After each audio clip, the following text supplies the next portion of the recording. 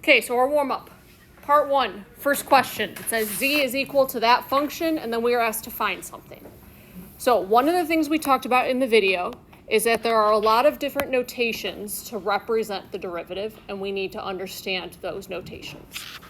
So for this first problem, d means we're finding the derivative. That 2 means we're finding the second derivative.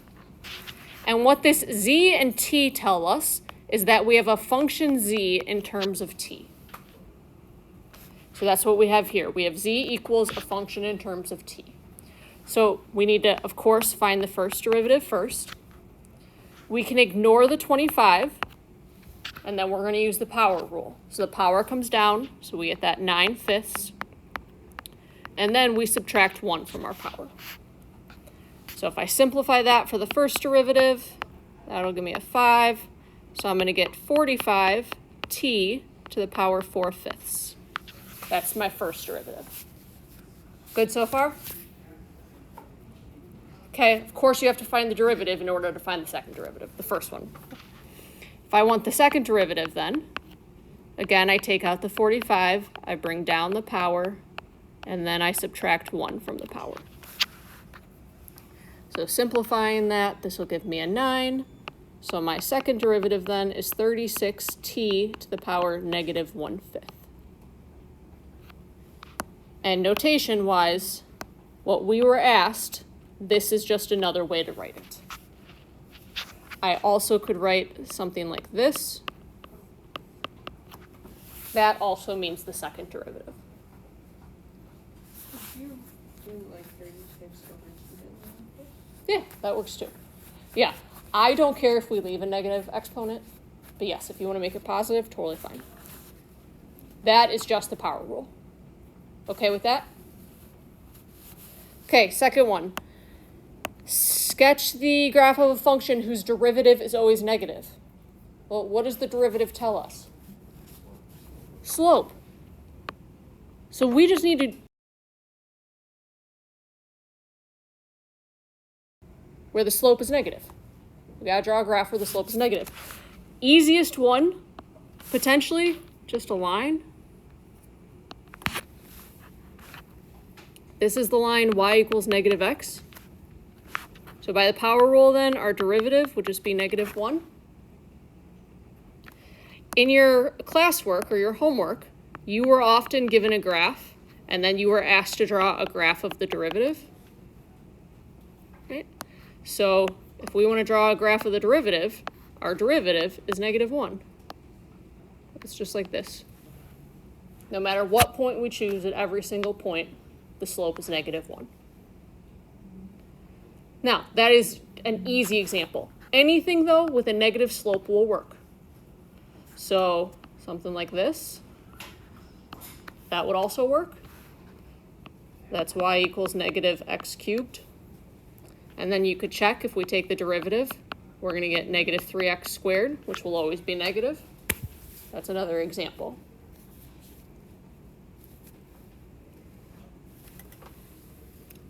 Okay. Okay on those two. Questions on those before we get into the more complicated stuff?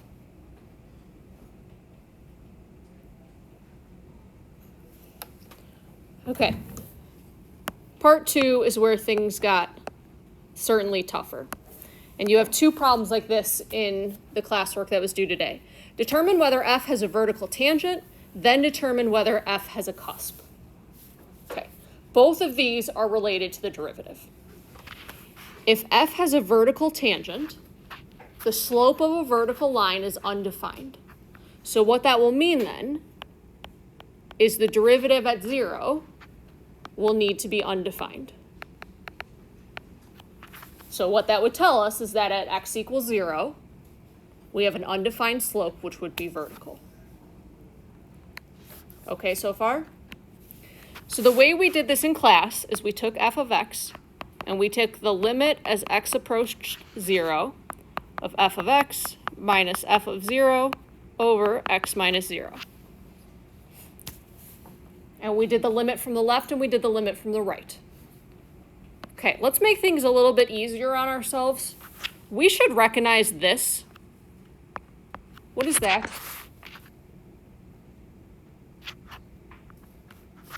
With the limit, what is it?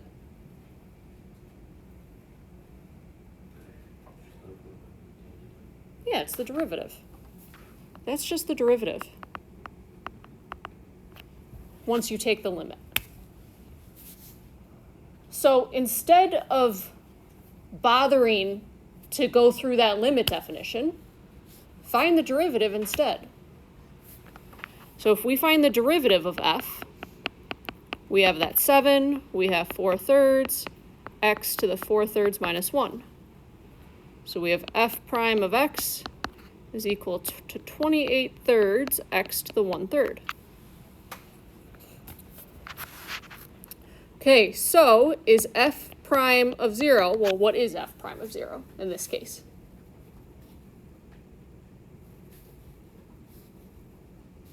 What happens when we plug 0 into what we just got?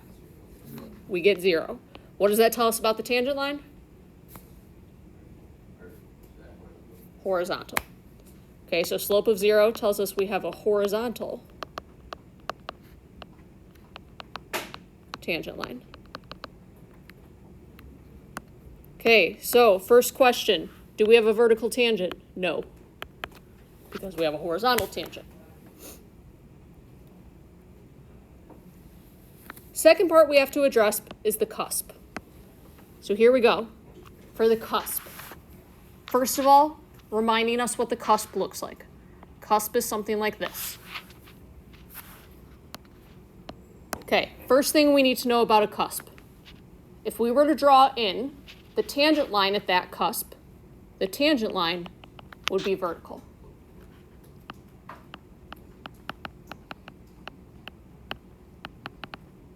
So right away, we can say, does this have a cusp? No. We don't have a vertical tangent line, so we can't have a cusp. Now, let's say we did have a vertical tangent line. And then we were asked, do you have a cusp? What you would need to check is we would need to check the limit as x approached 0 from the left of the derivative and the limit as x approached 0 from the right of the derivative. And we could use the derivative that we found. One of them should end up being positive infinity, one should end up being negative infinity. Again, though, we don't need to do that because we don't have a vertical tangent line.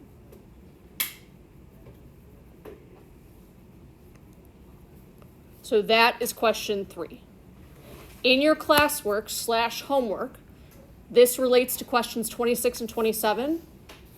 So start like we did. Find the derivative. Figure out what's going on with the tangent line.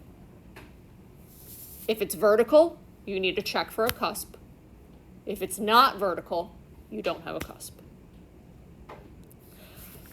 While we are at it, how do you know if you have a corner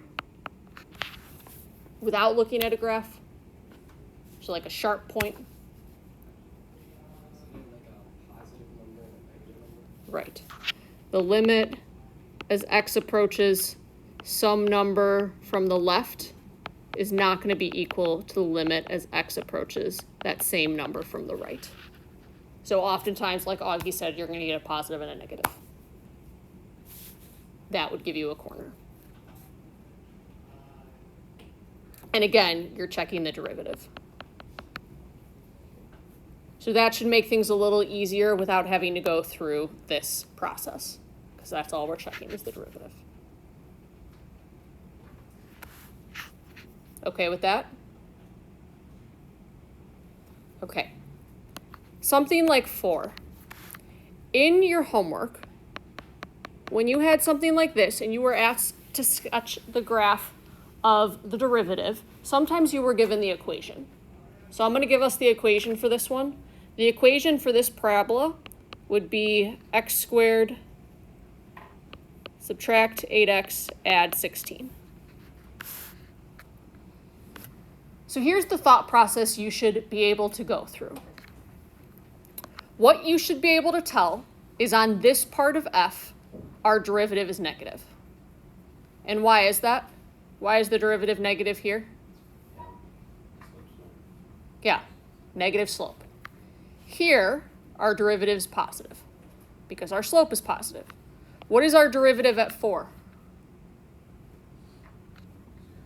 0. At x equals 4, our derivative is going to be 0 because the slope is 0. Okay, so if we're going to start this one, if we're going to sketch the graph of the derivative, we know at 4 our derivative is 0.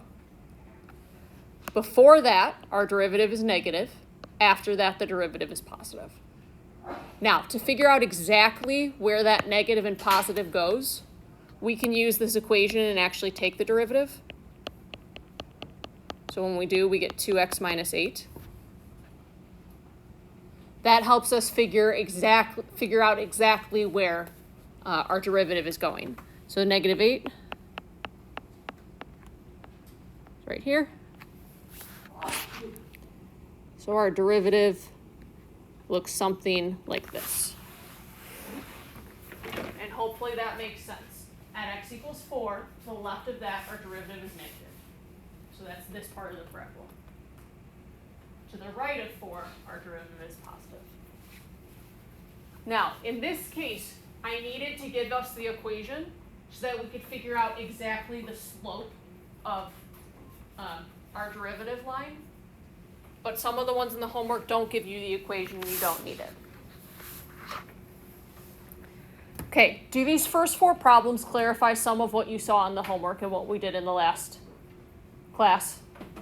We have one more that we need to chat about. If you have to plug in a point on the derivative with just a graph, how does that work? What do you mean if you have to plug in a point? Like on the homework, like we would get a graph and then be like evaluate like f prime. Okay, whatever. yeah, good idea, or good question. So let's say here it asked us to evaluate f prime of 2. Okay, so what that's asking you for, it's asking you for the slope at x equals 2. So what I would do is I would go to x equals 2 and I would locate that point on the parabola or on whatever graph you're given. I would approximate where my tangent line is. It's not super accurate, but you get the right idea. And then what you're doing is you're approximating the slope of that line. Okay. So we already know the answer is going to be -4 because I gave you the equation. But it looks like, the way I have it drawn, it looks like a slope of -2. But that's just because my drawing's not very accurate. But that's what it's asking you to do, find the slope. And then, of course, keep in mind if it's corner, if it's a cusp, something like that, it's not going to exist. Okay, helpful? Can we roll on to the last question? Okay.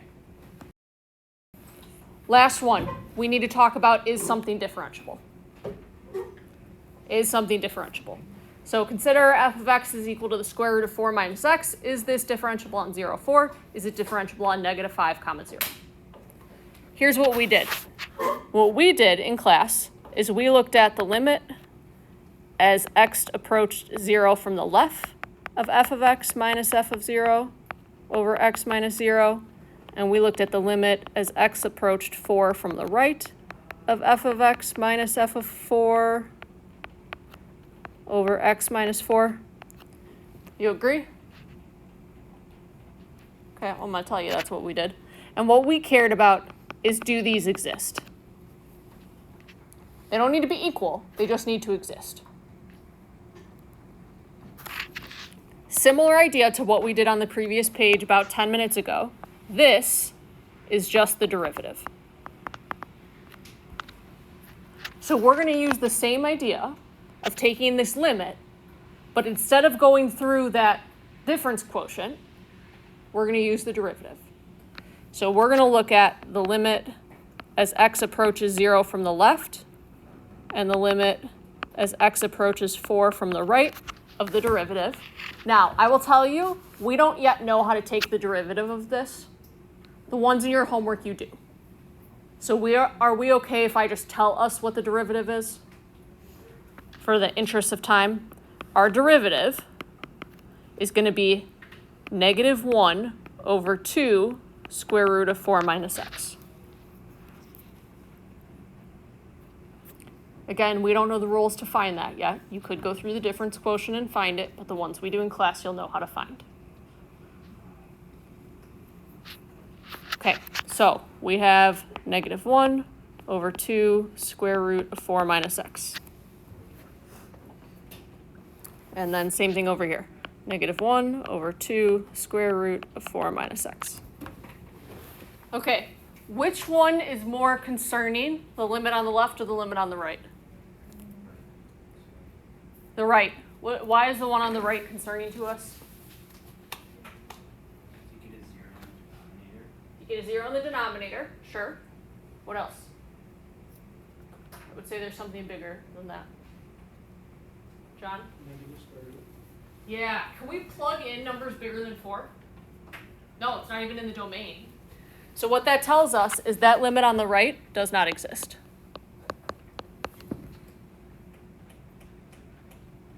So are we differentiable on 0, 4? No, definitely not. Are there any other issues for values between 0 and 4 that you can see here? Any other x values between 0 and 4 that would give us an issue in the derivative? Probably not. Probably not. So it's a similar idea on -5, 0. You should be able to see -5, 0. Neither of those are going to give us an issue. And this should make sense. If you know what this graph looks like, which I think most of us do, looks like this. This is that value, x equals 4. We can't find a slope there because there's nothing to the right of it. Okay, out of everything we just went through, I'm going to be honest with you, this is the least important. The first 4 problems are what you're going to see in your classwork and on your next few quizzes and tests. So that's what you should focus on.